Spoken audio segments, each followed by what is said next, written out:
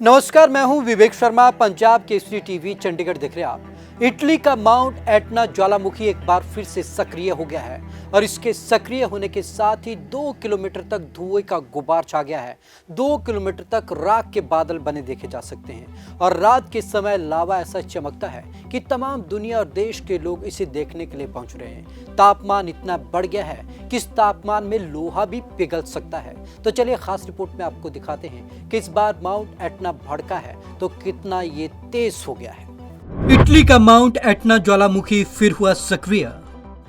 15 दिन से धधक रहा माउंट एटना ज्वालामुखी। 1500 मीटर की ऊंचाई तक उठ रहा धुआं। 2 किलोमीटर दूर तक फैल गई राख। 1128 डिग्री के खौलते लावे की बह रही नदियां। तापमान इतना कि इसमें लोहा भी पिघल जाए। 7 लाख सालों से सक्रिय है माउंट एटना ज्वालामुखी। इटली का माउंट एटना ज्वालामुखी मंगलवार को 15 दिन में तीसरी बार फूट पड़ा। 1500 मीटर ऊंचाई तक धुआं उठा और 2 किलोमीटर दूर तक राख फैल गई। ज्वालामुखी फटने के बाद 1128 डिग्री सेल्सियस के तापमान के बराबर खौलते लावे की नदियां बहने लगी। इतने तापमान में लोहा भी पिघल सकता है।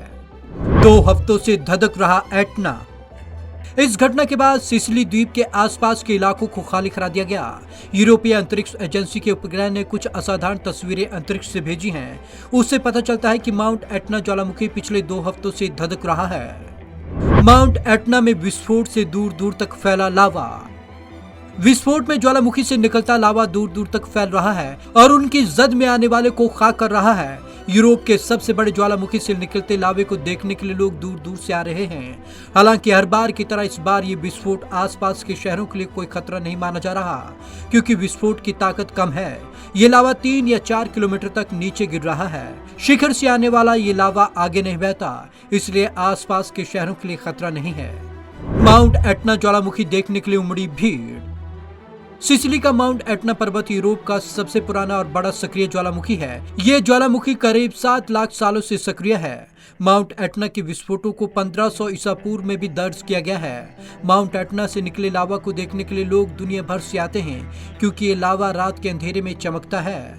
कॉपरनिकस सेंटिनल-2 मिशन एटना के ताजा विस्फोट को ट्रैक कर रहा है। माउंट वेसुवियस विस्फोट से हो रही तुलना। सिसिली टापू पर इस ज्वालामुखी के विस्फोट की तुलना 9वीं ईस्वी के माउंट वेसुवियस के साथ की गई है। इस ज्वालामुखी के फटने से रोम के शहर हरकुलस और पोम्पेई जमींदोज हो गए थे।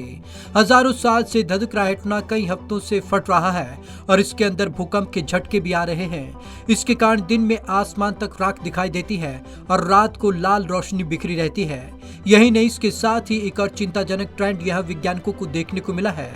महाविनाश का संकेत है एटना। वैज्ञानिकों का कहना है कि सिसिलियाई पहाड़ धीरे धीरे मेडिटेरेनियन सी की ओर खिसकते जा रहे हैं। यहाँ कम से कम 10 लाख लोग रहते हैं। साल 2018 के बाद से रिसर्चर्स ज्वालामुखी की मूवमेंट को स्टडी कर रहे हैं। इसके लिए एटना के आसपास बने 100 से ज्यादा जीपीएस स्टेशन से मिले डाटा का इस्तेमाल किया जा रहा है। पिछले साल की गई स्टडीज में पाया गया कि अगर तट के पास ज्वालामुखी फटा और पानी में गया तो इससे और भयानक नतीजे होंगे। तो आ सकती है भयानक सुनामी। यहाँ हर साल 10 लाख टन लावा 70 लाख टन कार्बन डाइऑक्साइड, पानी और सल्फर डाइऑक्साइड पैदा करता है। स्टडी में बताया गया है कि इस घटना से महासुनामी आ सकती है और मेडिटेरेनियन के पूर्वी तट पूरी तरीके से बर्बाद हो सकते हैं। इसकी चपेट में बेहद घनी आबादी वाला इलाका आ सकता है।